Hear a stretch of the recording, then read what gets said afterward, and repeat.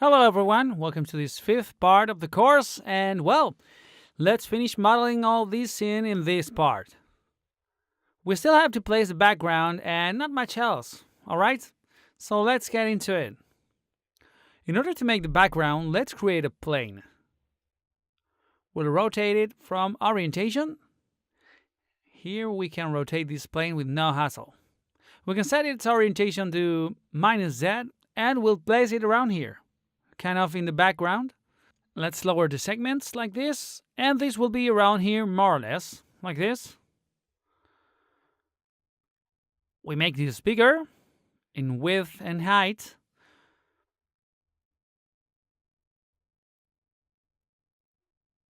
Well, maybe not that big. Be careful not to go too far. More or less around here, maybe under it. Like this. And now we can place some width segments. We'll set it to 5 segments, for example. And we'll make it editable. Selecting the points, we start making the shape of it. Okay? Carefully and patiently, we keep placing them. It will be some kind of theater, because we'll paint this background, and some of the parts we paint will appear in transparency. So we'll just see a part of the background. All these we'll work on it on the next lessons.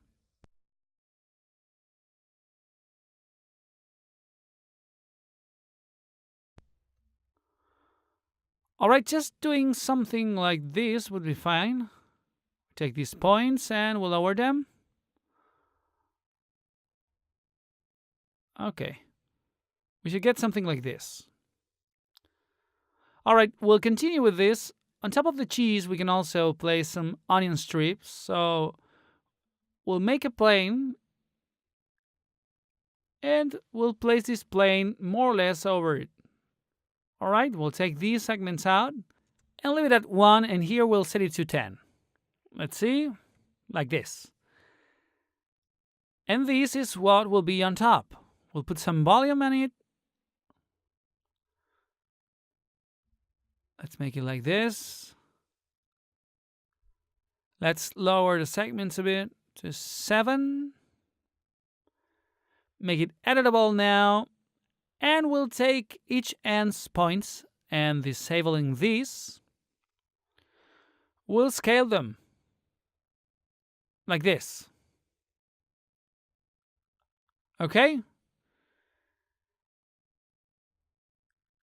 Now we'll just grab some points and we'll vary them. For example, these this way, these the other way. These around here.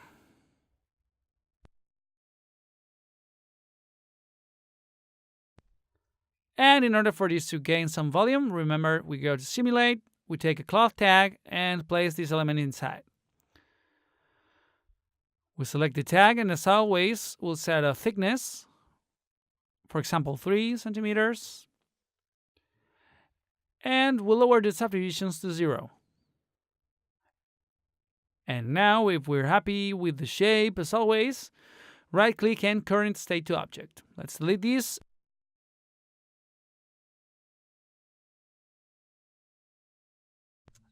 And now it's just about modifying the points in order to make some of them higher, other lower, okay?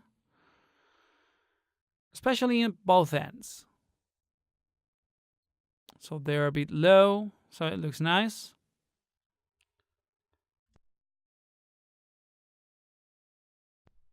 I'll make this narrower, and we'll duplicate this plane, and we'll place it beside it.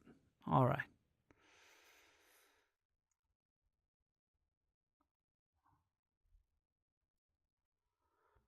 Okay, let's put on even more props. And for this, we can duplicate this wooden dish we made before, which we'll also use to create a Mexican sombrero. As you see, I duplicated it. And we'll take this part here, this polygon. Let's extrude it like this. we'll make it narrower with the scale option, but having all axes selected now, and we scale it like this. All right, and now these external parts. Let's select them using loop selection. There it is. And we're going to extrude these parts. Remember that for this to be done properly, the maximum angle has to be quite high, for example, 250. Let's make a small extrusion. And now we can raise this.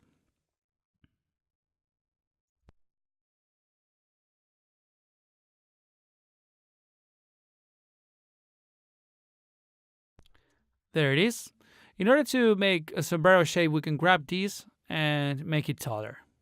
Okay? No problem. We can even grab the points. We don't have to make the bottom of it because it won't be seen, so we'll do it like this. Now it's important to have these options checked in order to not take the points behind it. Now grab the points and simply scale it in order to make it wider. And that's it. We'll take this and we'll place it behind the cactus or wherever you want. Good. We're almost done. We just have to make a dish for these elements here, which we can duplicate later. And well, in order to make the dish, we can do it with a lathe, we can do it using splines or a primitive object. Okay, well, in this case, we'll make a cube.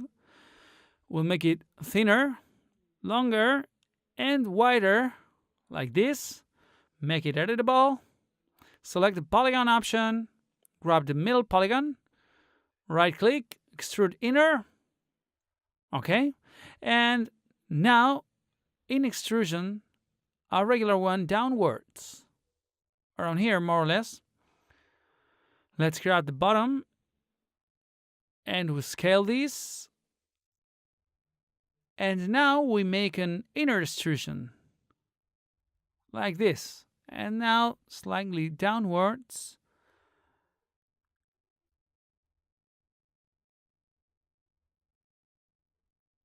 Let's separate it from the rest of the model so we can see it better. There. Let's continue. We have this option selected now. We'll make another extrusion.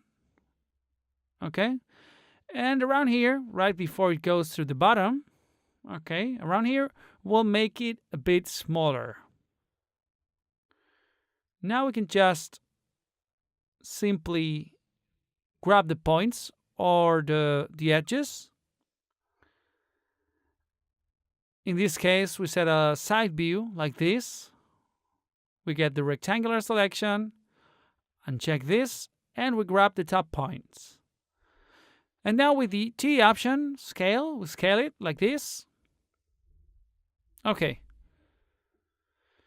Now we can select subdivision surface holding Alt, and we select subdivision surface. And as always, here we'll lower the subdivision's number.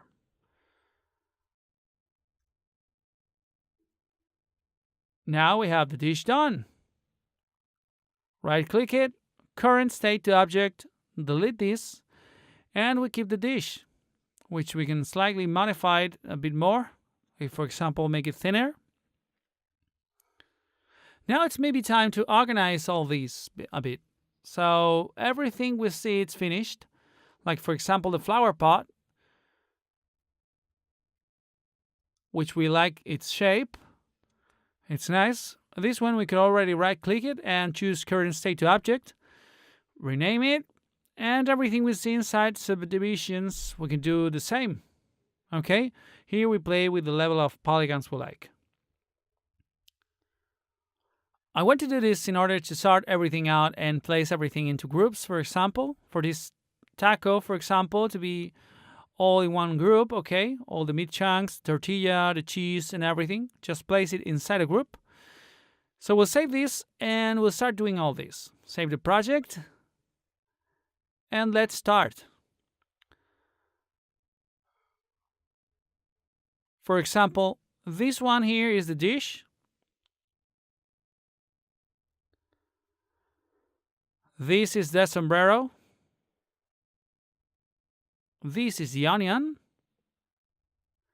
We can also select both onion planes, and here in the attribute manager we can change both names at the same time. Here in name we enter onion, and as you see we just changed the name. Okay, then right click group objects so we can get them into a group. This would be the background. We'll do the same with these two, okay? We'll group them and change the name, okay? We'll do all these. I insist that you will only have one copy of each element, okay, so it will be easier. And when we have renamed all the elements and everything we want in subdivision done, then we'll keep on with what we're doing. Remember that to transform these options, you just have to right-click current state to object, and we get a copy of this element. So we could just delete the other one. All right?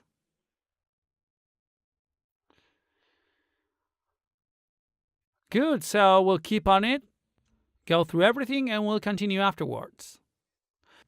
Very well. So we just renamed everything. Okay. Notice that we placed some little elements.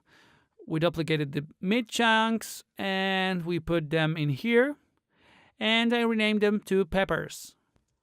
Okay, and all these, as you see, we organized it in groups. We renamed the guacamole dish to guacamole, with the peppers, the limes, the nachos, the piece of wood, the guacamole itself, and the bowl. Okay, everything is now much better organized. The floor, the whole cactus, and the tacos, which as you see we duplicated. Last, what I do to finish this properly is placing the dish on a subdivision surface again and lower to 1 its subdivision level. Okay? It looks much better now. So finally we select this, right click on it, current state to object, and we stick to this, okay? Now we can place these in an object group, okay?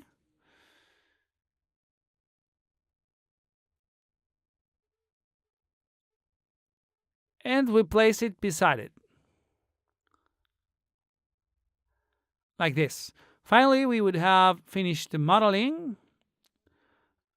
I just wanted to grab the cactus and finish rotating it.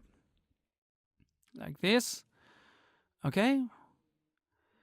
And as I was saying, with this, we have all the modeling done. So we'll leave this lesson here, and in the next one, with all these done and modeled, we'll start getting the UV maps in order to afterwards paint all these in Photoshop with digital paint.